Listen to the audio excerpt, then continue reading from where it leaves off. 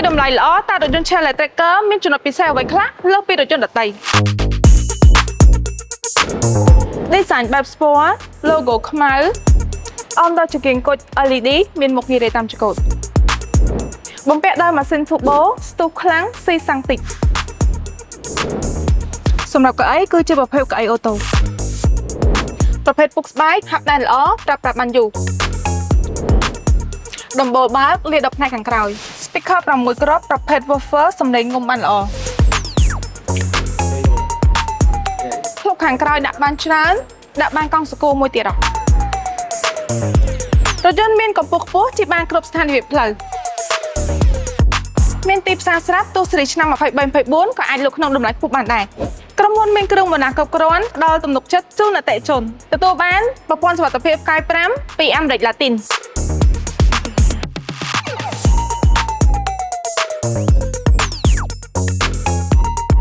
តម្លៃត្រឹមតែ $26,500 បង់ប្រចាំខែត្រឹមតែ$186លោកអ្នកនឹងក្លាយទៅជាម្ចាស់រថយន្តភ្លាមៗនាំចូលនិងចែកចាយផ្ដាច់មុខដោយ TH Group